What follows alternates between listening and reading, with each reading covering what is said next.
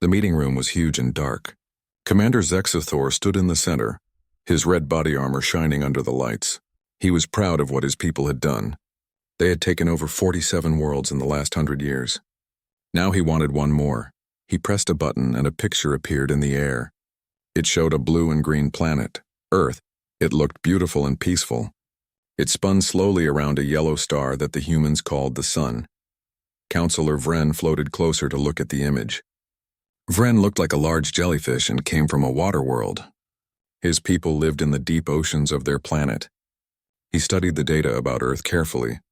The planet had everything they needed. Clean water, good soil, many different plants and animals. And best of all, the people there had never left their own small part of space. The humans were weak. They had no shields to protect their cities. They had no weapons that could shoot through space. They could not travel faster than light. Their best weapons were simple bombs that could not even leave their own sky. It would be easy to take their world. On Earth, a man named Jake sat in his small apartment. He lived in a big city called Chicago. He taught history at a school called Northwestern University. Right now, he was reading papers that his students had written. They were writing about a big war that happened many years ago. World War II, they called it. Jake had a cup of coffee next to him, but it had gotten cold. He did not notice. He was too interested in what one student had written about the D-Day invasion. That was when soldiers from many countries landed on the beaches of France to fight against Germany. It was one of the biggest and most important battles in human history. Jake had no idea that right now, beings from another world were looking at his planet. They were deciding if they should attack. They were studying Earth like a hunter studies prey. Far away across the ocean in a city called London, a woman named Dr. Emma Collins sat at her computer. She was a scientist who studied earthquakes and movements in the ground.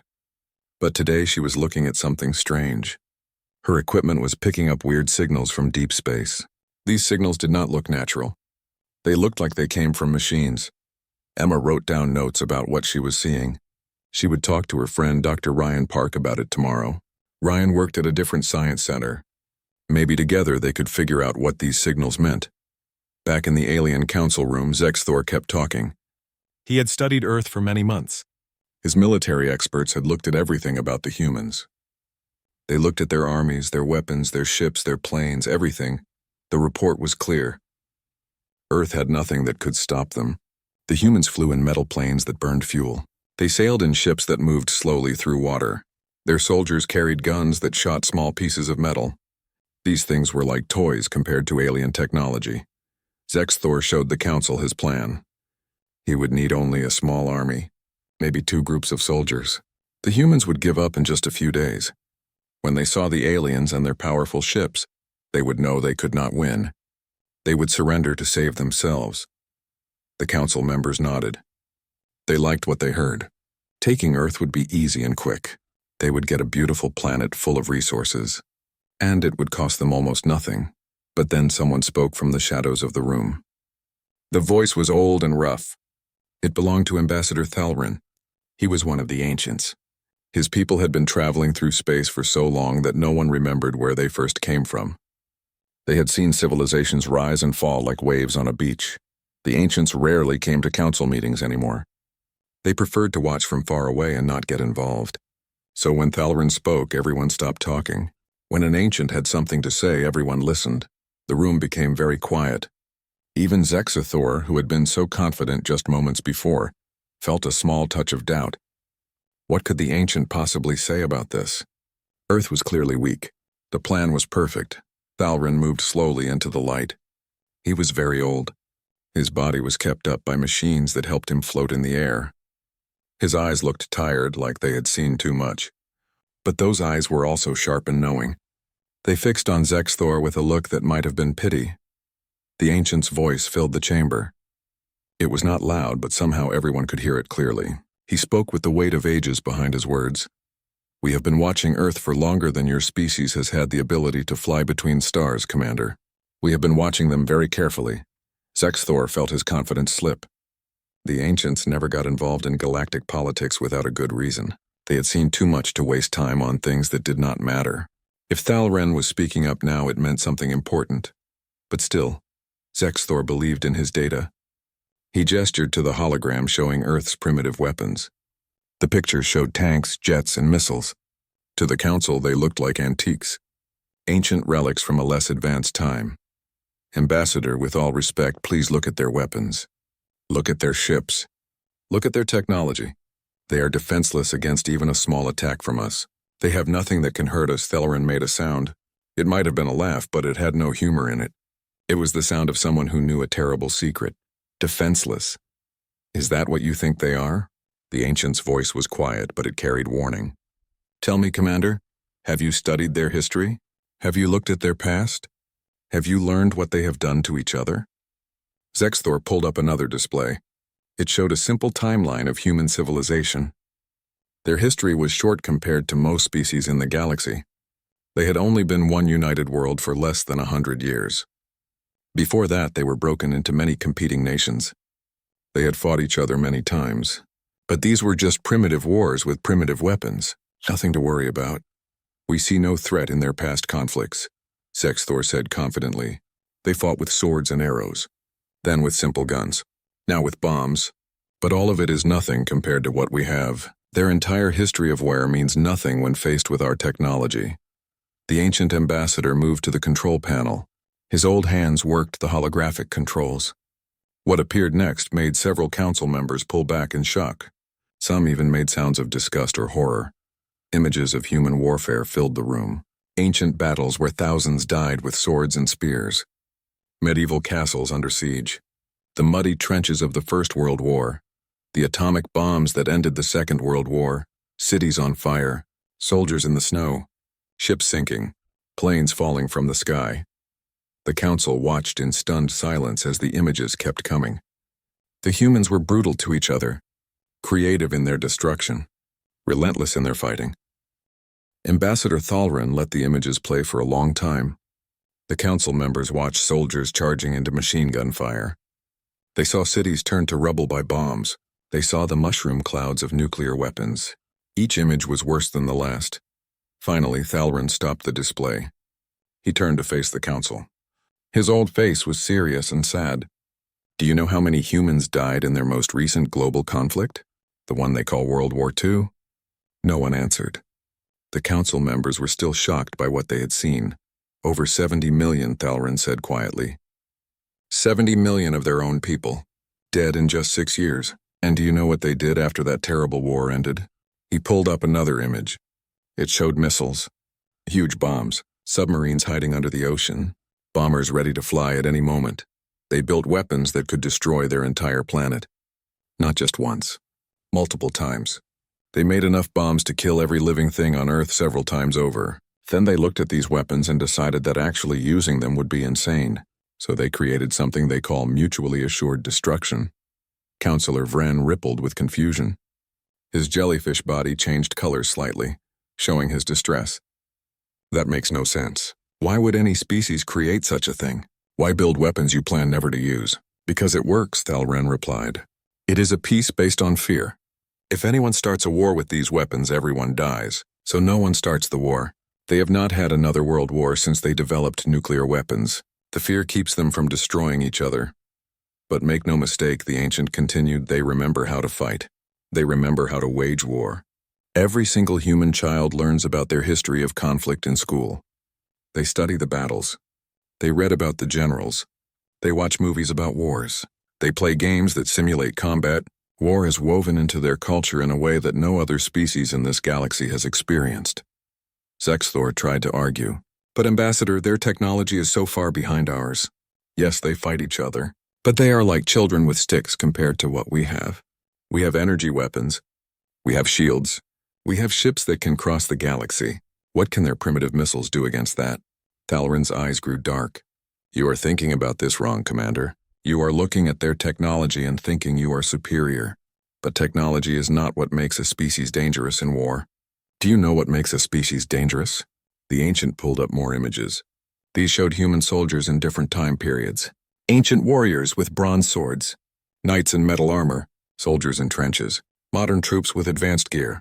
But in all the images, the look in their eyes was the same.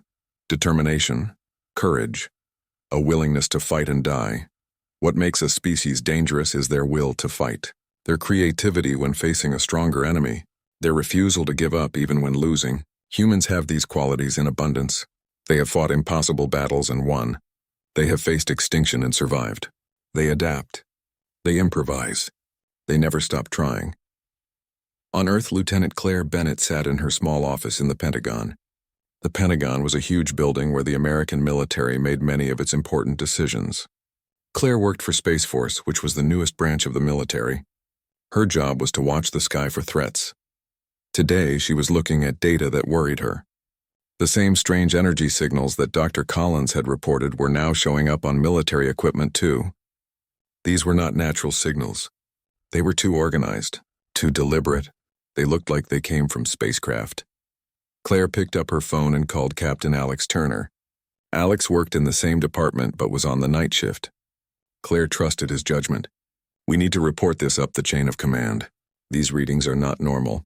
Something is out there, and it is getting closer to Earth." Alex looked at the data Claire sent him. His face became serious. "You are right. This needs to go to the top. I will start writing the report now. We should have it ready for the general in the morning." Neither of them knew that they were detecting alien scouts who were watching Earth. Neither of them knew that right now, far away in space, aliens were deciding whether to invade their world. Back in the council chamber, Thalaran continued his warning. He pulled up information about human military doctrine. These were the rules and ideas that guided how humans fought their wars. "Look at this," he said, pointing to various documents. "Humans study war like we study science. They have academies where they teach the art of combat. They have libraries full of books about strategy and tactics. They have philosophers who write about the nature of conflict. War is not just something they do. It is something they think deeply about." He showed them quotes from human military thinkers. Sun Tzu, who wrote about war over 2,000 years ago, his words were still studied by every human military on the planet. Clausewitz, who said that war was politics by other means. Patton, who said that wars were fought with weapons but won by men. "These are not simple fighters," Thalaran explained. "These are thinking warriors. They learn from every battle. They improve. They adapt. If you invade their world with superior technology, they will study it. They will find its weaknesses. They will figure out how to hurt you." Another council member spoke up.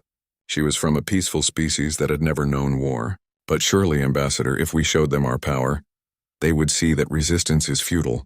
They would surrender rather than be destroyed." Thalaran shook his head slowly. "You do not understand humans. They have a saying, 'Give me liberty or give me death.' Do you know what that means? It means they would rather die free than live as slaves. They value freedom more than life itself." He showed them more images. The Battle of Thermopylae, where 300 Spartans held off an army of thousands. The Siege of Stalingrad, where humans fought in the ruins of their own city rather than surrender. The resistance fighters in World War II, who kept fighting even after their countries were conquered. Every time humans have been invaded, they have resisted. Every time they have faced overwhelming odds, some of them have kept fighting.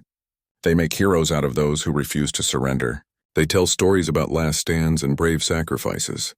These stories inspire new generations to be just as stubborn. Zexthor was beginning to feel doubt creep into his mind. "But we would have surprise on our side. We could strike their military bases first, destroy their weapons before they could use them." Thalaran pulled up another set of data that showed human guerrilla warfare. Small groups fighting against larger armies. Ambushes. Sabotage. Terrorism. And even if you destroyed every military base, every tank, every plane, every ship, you would still face resistance. Humans do not need fancy weapons to fight. They will use whatever they have. The ancients showed them examples from human history. Fighters using simple bombs made from household items. Snipers with old rifles holding up entire armies. Civilians becoming soldiers overnight. Humans turning their cities into fortresses. "And there is something else you must understand," Thalaran said. "Humans are at their most dangerous when they are united against a common enemy. Right now they are divided into different nations. They argue with each other. They compete. But give them an external threat. Give them an alien invasion and they will put aside their differences. They will become one species with one goal: to survive." The council chamber was silent now. The confidence from earlier had evaporated like morning dew. They were beginning to see Earth not as an easy target, but as a potential nightmare. Commander Zexthor left the council meeting feeling confused and frustrated. He had been so sure that Earth would be an easy conquest. Now the ancient's words kept playing in his mind, but he was not ready to give up yet. He decided that he would send scouts to observe the humans more closely. Then he would know the truth. He presented his plan to a small group of council members who still believed the invasion could work. We will send just 3 ships. They will stay hidden and watch the humans for a short time. If the ancients are right, we will see the danger and withdraw. If they are wrong, we will proceed with the invasion. The council members agreed. It seemed like a reasonable compromise. A few days of observation would cost them nothing and might give them valuable intelligence. 3 Krillian scout ships left the council station and traveled to Earth's solar system. They used stealth technology that made them invisible to human sensors, or at least that was what they thought. The scout commander was named Kren. He was young for his species but had proven himself in several campaigns. He was excited to lead this mission. He would prove that the ancients were being too cautious. He would show that humans were no threat at all. The 3 ships moved into high orbit around Earth. Kren ordered his crew to start collecting data. He wanted to know everything about the planet below. How many cities did they have? How many soldiers? What kind of weapons? How did they organize their governments? What Kren saw both amazed and worried him. The humans were everywhere. They had built cities that covered huge areas of land. At night, these cities glowed with light, making them visible from space. They looked like stars fallen to Earth. Humans lived on every continent. Even the frozen lands at the North and South Poles had human outposts. Their ships sailed across all the oceans. Their planes filled the skies constantly, and surrounding their planet was a shell of satellites. Thousands of them. Communication satellites, weather satellites, military satellites. The humans had ringed their world with technology. Kren spent hours watching their broadcasts. The humans sent out so much information: television shows, radio programs, internet data. They broadcasted everything about themselves to anyone who might be listening. It was like they wanted the whole galaxy to know about them. He saw their entertainment. Movies about heroes and villains. Shows about families and friends. Music of every type. The humans seemed to love creating things. They made art for the joy of it. They told stories because they loved stories. They were not just surviving. They were living. But beneath this peaceful surface, Kren's scanners detected something else. Military bases on every continent. More than he could count.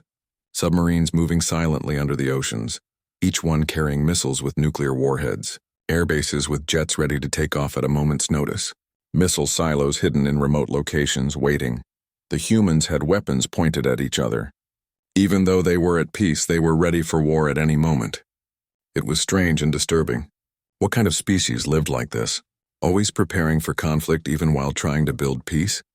On Earth, deep inside a mountain in Colorado, General Kyle Roberts stood in a command center called NORAD. This was where the American military watched the skies for threats. Huge screens covered the walls, showing data from satellites and radar stations around the world. A young officer approached the general. "Sir, we have 3 contacts in high orbit. They appeared 6 hours ago. They are not our satellites. They are too large, and they are not following any normal orbital pattern." General Roberts studied the data carefully. His face remained calm, but inside he felt a chill. He had been in the military for 30 years. He had seen many strange things. But this was different. This could be what everyone had wondered about. "First contact with aliens, get me the president," he said quietly, "and alert all military commands worldwide. Tell them to go to elevated readiness, but do not panic the public, not yet. We need to confirm what we are dealing with first." The officer nodded and hurried away to make the calls.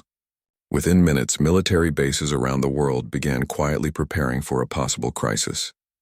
Soldiers were called back from leave. Ships left port. Planes were fueled and armed. All of it done carefully to not alarm civilians. But you cannot keep secrets in the modern world. Not for long. In New Mexico, a woman named Beth Martinez was enjoying her hobby. She loved astronomy and had a good telescope in her backyard. Tonight she was photographing the stars just as she did most clear nights. As she moved her telescope across the sky, something caught her attention. 3 objects in a perfect triangle pattern. They were blocking out stars as they moved. She had never seen anything like it before. Satellites did not move like that. Space debris did not arrange itself in patterns. Beth took several photographs and then logged onto an astronomy website where amateur star watchers shared their findings. She posted the images with a simple title, "Strange Objects in Orbit. Can anyone explain this?" Within an hour, her post had been seen by thousands of people. Within 2 hours, it was on social media. Within 4 hours, news organizations were calling her for interviews. Within 6 hours, the whole world knew. There was something in orbit around Earth, something that should not be there. Kren watched from his ship as human communications exploded with activity. He had not expected to be spotted so quickly. His stealth technology was supposed to be perfect, but somehow the humans had seen them. Maybe their stealth was not as good as they thought. Or maybe the humans were better at watching than they expected. He watched with fascination as human civilization reacted to the news. There was no mass panic, no chaos in the streets. Instead, the humans organized themselves with impressive speed. Their news media spread information. Their scientists began analyzing the data. Their military forces moved into defensive positions. It was like watching a sleeping animal wake up. One moment the humans seemed peaceful and unaware. The next moment they were alert and ready. How had they done it so quickly? It had only been a few hours since that woman posted her photographs. Then something happened that Kren did not expect. The humans sent a message. It came on several different frequencies as if they wanted to make sure the aliens could hear it no matter what equipment they used. The message was simple and clear. A woman's voice spoke the message. It was in English first, then repeated in several other human languages. "We know you are there. We see your ships. We mean you no harm. We come in peace and hope you do too. We are ready to talk if you want to communicate. We are ready to welcome you if you come as friends."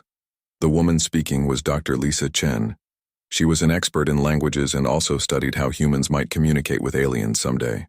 When the government realized they had alien visitors, they called her immediately. She and a team of scientists worked for hours to create the perfect message, friendly but not weak, welcoming but not foolish. In his ship, Kren listened to the message over and over. The words were peaceful, but he noticed something else. The message did not say we are defenseless. It did not beg the aliens to leave them alone. It said we are ready to talk. We are ready to welcome you. It was the voice of someone who was not afraid. Kren made a decision that he knew might end his military career. But after watching the humans for a full day, he could not just ignore them.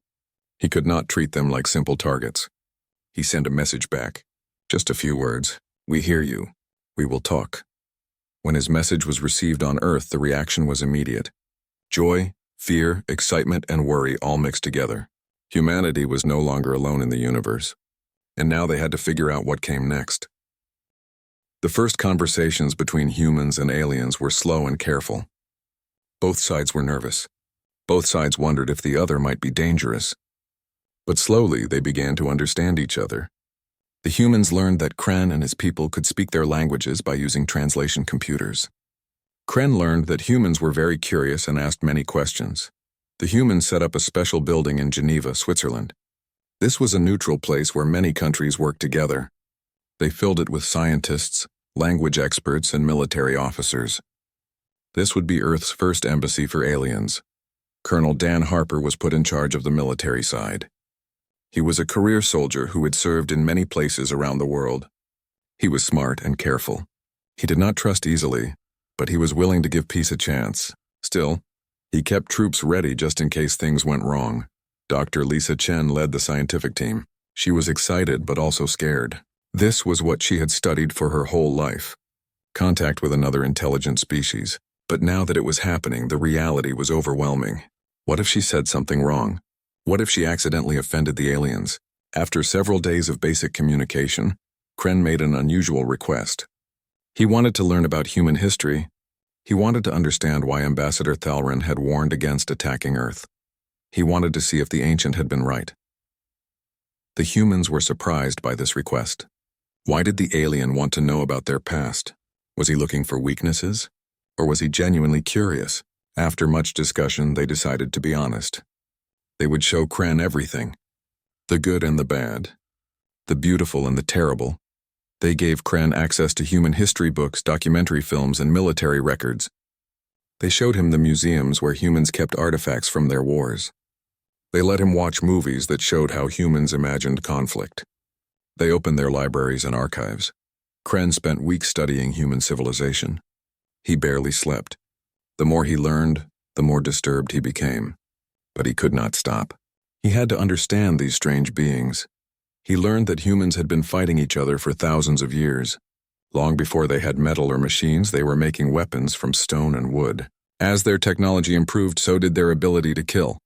Bronze swords, steel armor, gunpowder, cannons, rifles, tanks, bombers, missiles. But what shocked Kren most was not the weapons. It was the thinking behind them. Humans studied war like it was a science. They wrote books about strategy. They analyzed famous battles. They taught military tactics in schools. Every human nation had academies where they trained officers in the art of warfare. He read a book called The Art of War by a human named Sun Tzu. It was over 2,000 years old. Yet human soldiers still read it and learned from it. All warfare is based on deception, Sun Tzu wrote. Attack where the enemy is weak. Defend where you are strong. Know your enemy and know yourself. Kren realized that these principles still guided human military thinking. They had not forgotten the lessons of ancient times. Instead, they had built on them. They had created more complex strategies and more devastating tactics. He watched films about human wars. Some showed great battles where hundreds of thousands fought. Others showed small groups of soldiers on dangerous missions behind enemy lines. All of them showed humans pushing themselves to the limit. Humans fighting in terrible conditions. Humans refusing to give up even when wounded. Humans sacrificing themselves to save their friends. One film particularly disturbed him. It showed a battle where a small group of soldiers held a position against a much larger enemy force. They knew they would probably die, but they fought anyway because holding that position would save others. In the end, most of them did die, but they completed their mission, and humans called them heroes. This was something Kren had never seen before in any species. This willingness to die for a cause. This celebration of sacrifice. His own people valued survival above all else. They would retreat if a battle looked hopeless. That was just common sense, but humans seemed to have a different calculation. Sometimes they valued victory or honor more than their own lives. Colonel Harper arranged a tour of military museums for Kren. The alien visited the Smithsonian in Washington, the Imperial War Museum in London, and several others. He saw weapons from every era of human history. Stone axes that were 50,000 years old, Roman gladius swords, medieval crossbows, Revolutionary War muskets, Civil War cannons, World War I machine guns, World War II tanks, Cold War missiles. Each weapon represented humans learning to kill more efficiently. Each one showed innovation and creativity applied to warfare. And even now, in their age of nuclear weapons and guided missiles, humans were still developing new ways to fight. Drones, cyber weapons, satellites that could guide bombs to specific targets. But Kren also noticed something else in these museums. The humans also honored peace. They showed the cost of war. The graves of soldiers, the ruins of bombed cities, the stories of families torn apart. They did not glorify war. They understood its horror. Yet they studied it anyway because they knew that sometimes it was necessary. One day, Kren met with Jake Morrison. Jake was the history professor from Chicago, who had been grading papers when the aliens first arrived. The government had asked him to help explain human culture to their visitor. Jake was nervous at first, but he quickly became comfortable talking with the alien. They sat in a conference room with coffee for Jake and a strange beverage that Kren's species drank. Jake explained what he taught his students. He talked about how humans understood warfare. He talked about famous generals and important battles. He talked about how war had shaped human civilization. Kren asked him a direct question. Why do humans fight so much? Why do you have so many wars? Jake thought carefully before answering. You have to understand our history. We evolved on a planet where survival was hard. We competed with other predators. We competed with each other. The tribes that learned to work together and fight effectively survived. The ones that did not died out, so the ability to wage war became part of our nature. He continued, we are both predator and prey. We learned to hunt in groups. We learned to make weapons. We learned to plan and strategize. But we also learned to fear the dark. We learned to protect our families. We learned to build walls around our villages. Defense and attack are both deep parts of who we are. Kren listened carefully. This explanation made sense. Different environments created different species. Earth had created a species that was very good at fighting. Jake pulled up a quote on his computer and showed it to Kren. It was from a human writer named Robert Heinlein. The quote talked about how violence, while terrible, had often decided important questions in history. It suggested that people who thought violence never solved anything were being naive. Do you agree with this? Kren asked. Jake nodded slowly. I wish I did not. I wish we lived in a universe where problems could always be solved with words. But history shows us that sometimes force is necessary. Sometimes you have to fight to protect what matters. The key is knowing when to fight and when to seek peace. That is the hard part. As Kren left that meeting, he felt a deep chill. These humans were not the helpless primitives that Commander Zexthor had described. They were a species that had been shaped by millions of years of struggle. They had climbed to the top of their planet's food chain through intelligence, cooperation, and the willingness to fight when necessary. And now that they knew aliens existed, they would apply all of that experience to a new kind of warfare. Space warfare. They would learn. They would adapt. They would become dangerous in ways that the galaxy had never seen before. Kren spent another 2 weeks studying humanity before he finally finished his report. It was the longest report he had ever written. 300 pages filled with analysis, observations, historical data, and his personal conclusions. When he sent it to Commander Zexthor, he felt both relieved and worried. Relieved that his work was done. Worried about what would happen next. Commander Zexthor received the report in his private chambers. He had been confident when he sent the scouts. Now he felt a sense of dread as he began to read. The report started with a simple statement that made his blood run cold. Invasion of Earth would be catastrophic for the Krillian Armada and possibly for the entire Galactic Council. Zexthor read through the entire report without stopping. As he read, his confidence crumbled. Kren had documented everything. The human capacity for innovation in warfare, their history of resistance against superior forces, their cultural celebration of last stands and heroic sacrifices, their nuclear arsenal that, while primitive by galactic standards, could still cause massive casualties. But the most damning part of the report was the psychological assessment. Kren wrote that humans had a concept they called dying on your feet rather than living on your knees. They celebrated people who resisted oppression even when resistance seemed hopeless. They told stories about martyrs and freedom fighters. They taught their children that some things were worth dying for. An invasion would not result in a quick surrender, Kren concluded. It would result in a long, grinding conflict. The humans would fight in the cities. They would fight in the mountains. They would fight in the forests and deserts. Even if we destroyed their organized military, we would face continued resistance from civilians. Every human with a weapon would become a potential enemy. The cost in lives and resources would be enormous, and there was something else that worried Zexthor even more. Kren noted that humans were currently divided into many different nations. These nations sometimes competed and argued with each other. But human history showed that when faced with an external threat, they would unite. An alien invasion would not fragment humanity. It would forge them into a single unified force focused entirely on survival and victory. Zexthor closed the report and sat in silence for a long time. His dream of conquest was over. He had been wrong. The ancients had been right. Earth was not defenseless. It was a trap waiting to spring on anyone foolish enough to attack it. He called his scouts back immediately and returned to the Galactic Council. This time when he stood before them, he was a different person. The arrogant conqueror was gone. In his place stood a humbled military commander who had learned a hard lesson. Ambassador Thalren sat in his usual place in the shadows. The ancient did not speak, but his eyes said everything. I warned you. You did not listen. But at least you learned before it was too late. Zexthor presented Kren's report to the council. He left nothing out. He showed them the images of human warfare. He read them the quotes from human military thinkers. He explained the concept of guerrilla warfare and how humans had used it to defeat larger, better-equipped armies throughout their history. He showed them human movies about war, films that portrayed impossible last stands, stories about small groups defeating large armies through courage and cleverness. entertainment that celebrated resistance and sacrifice. This is what human children grow up watching, Zexathor explained. This is what shapes their understanding of conflict. The council members listened in growing horror.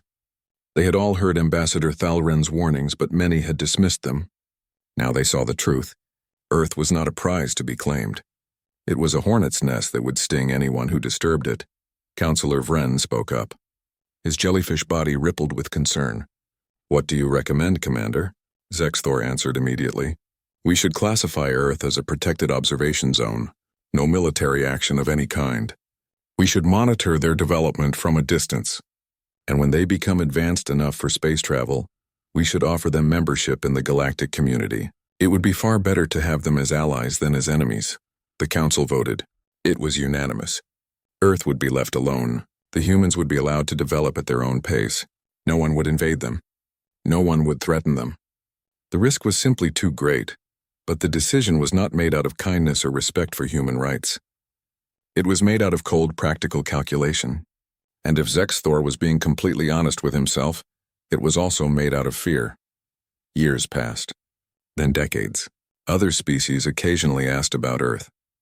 New members of the council who had not heard the full story would look at the human world and wonder why no one had claimed it. The planet was still rich in resources. The humans were still relatively primitive compared to galactic civilizations. Surely someone could conquer them now. To those curious species, the council would share Kren's report. They would show the evidence, the history of human warfare spanning thousands of years, the nuclear weapons, the military culture, the refusal to surrender even in the face of overwhelming odds. They would show videos of human entertainment, movies about alien invasions where the humans always found a way to win, films about soldiers making heroic last stands, stories about rebels overthrowing empires. This is how they think, the council would explain. This is how they see themselves. As survivors, as fighters, as people who never give up. And then they would show one more thing, a golden record that humans had attached to a spacecraft called Voyager. The humans had sent this probe out of their solar system with a message for anyone who might find it. The record contained greetings in many languages, music from different human cultures, pictures of Earth and its people. But it also contained something that made every military strategist in the galaxy nervous. A map. A pulsar map that showed the exact location of Earth in the galaxy. The humans had essentially sent their home address to anyone who might be listening. They had announced their presence to the universe. Some species thought this was foolish. Why would you tell potential enemies where to find you? But Ambassador Thalren understood it differently. It was not foolishness. It was confidence. The humans were saying, "Here we are. Come and meet us if you want, but do not mistake our openness for weakness." The message on the Voyager record included words from a human leader. "We cast this message into the cosmos. It is likely to survive 1 billion years into our future, when our civilization is profoundly altered, and the surface of the Earth may be vastly changed. Of the 200 billion stars in the Milky Way galaxy, some, perhaps many, may have inhabited planets and spacefaring civilizations. If one such civilization intercepts Voyager and can understand these recorded contents, here is our message.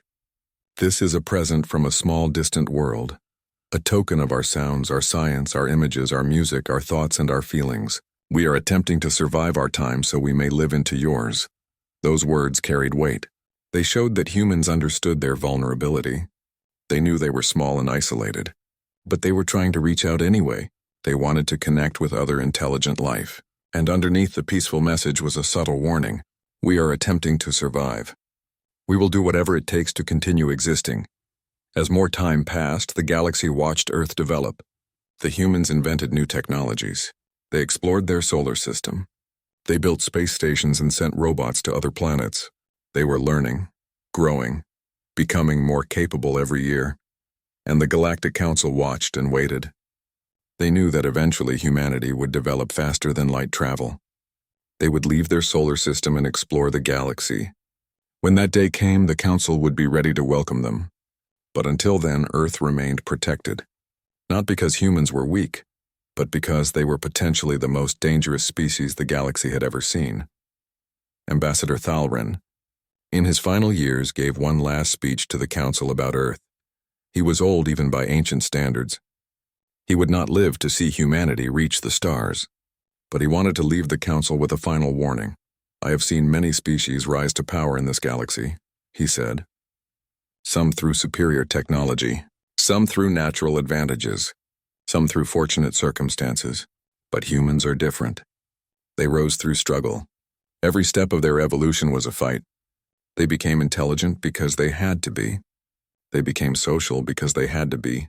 They learned to make weapons because they had to. When they finally reach the stars, they will bring all of that history with them. They will be curious and friendly. They will want to learn and share. But they will also be ready to defend themselves. They will not be the weakest species in the galaxy. They will be among the strongest. Not because of their technology, but because of their spirit." On Earth, life continued as it always had. The brief contact with Kren's scouts had created excitement and fear in equal measure. But after the alien ships left and no invasion came, people slowly returned to their normal routines. The governments kept the full details secret, not wanting to cause panic. Most people knew that aliens existed now, but they did not know how close Earth had come to being attacked. Jake Morrison went back to teaching history at Northwestern University. His students still wrote papers about World War II and other conflicts, but now Jake taught with a new perspective. He knew that human history had saved humanity from invasion. The very thing that made humans seem violent and dangerous had protected them. Sometimes Jake would stand in front of his class and think about what he had told Kren, about how humans evolved through struggle, about how war was part of their nature. He wondered if his students realized how important their history was, not just as something to study, but as something that defined what it meant to be human. Dr. Emma Collins continued her work monitoring signals from space. After the alien contact, her job had become much more important. The government gave her more funding and better equipment. She spent her days listening to the cosmos, hoping for peaceful contact but preparing for the possibility of threats. She had learned something important from the brief encounter with Kren. The universe was not empty. There were other civilizations out there. Some might be friendly, others might be dangerous. Earth needed to be ready for both possibilities. Science and military power would both be necessary for survival. Lieutenant Claire Bennett continued her work at Space Force. The alien scout ships had proven that her job was not theoretical anymore. There really were potential threats from space.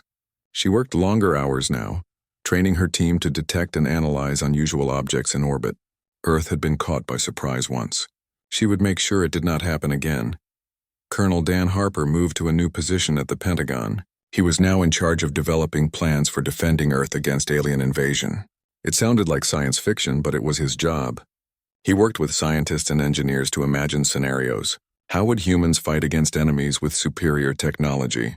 What could they do if invasion came? The plans he developed were creative and sometimes brutal. Guerrilla warfare in cities, booby traps and ambushes, nuclear weapons used as last resort, cyber attacks against alien computer systems, biological weapons if necessary. Dan hoped these plans would never be needed. But if they were, humanity would be ready. Dr. Lisa Chen became the director of Earth's first xenobiology research center. Her brief conversations with Kren had been the most important of her life. Now she trained other scientists in how to communicate with aliens.